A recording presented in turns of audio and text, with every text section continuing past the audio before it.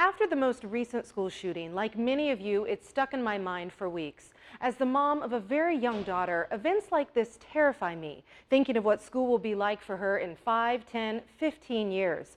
It got me to thinking, what's really happening in our schools these days? Well, with the help of the Waterloo Community School District, a group of juniors and seniors from both Waterloo East and Waterloo West high schools sat down with me recently to let me in on what's going on according to students. Do you worry about school shootings when you go to school every day? No, I don't worry about it, but there are times where I'll be sitting in a group of my friends and they'll make jokes about other students and they'll be like, oh, he's the next school shooter. It's not necessarily oh, shame on them. It's more so they don't understand the magnitude of the problem.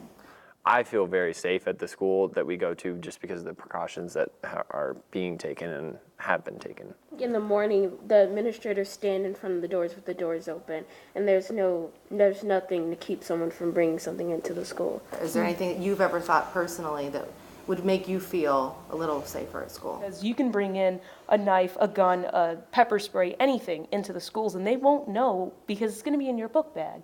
So, I mean, if we were to bring in metal detectors and have them screen their backpacks and walk through a metal detector, that sounds extreme, but in light of recent events, it seems necessary.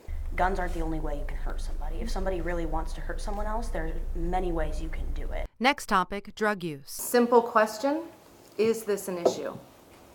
Yeah. A very big issue. Is it just pushed under the rug? Is it not talked about? I think it's talked a lot about in elementary school because they do the drug-free week. The repetition of what we're hearing, the meaning is kind of lost as we get older. And then in high school, it's kind of stressed less, and that's where you're most tempted to do things like that. Names of drugs you hear in the hallway. Weed. Yeah. Is weed the thing, right? I mean, is that the most popular thing? Xanax. Is it easy to get access? I feel it's relatively easy to get access to that, and I do believe there's selling it between peers because it's kind of sheep mentality. If a large group of the student population is doing weed or any other type of drug, someone else might feel the pressure into doing it as well. Many weekends and everything on Snapchat, on Instagram, I see people posting about these drugs and this alcohol that they're using. They're posting pictures of them using it. Are there secrets out there? There's secret online things you guys do that your parents have no idea about? Parker. Sure. I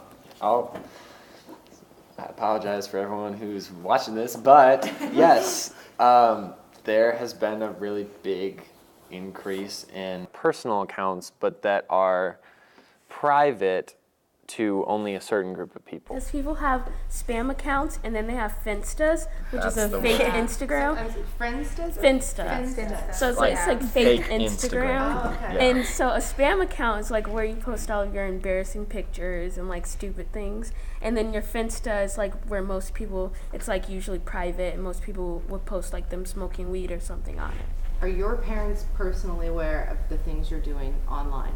100%. Yes. Yeah. Everybody? Yeah.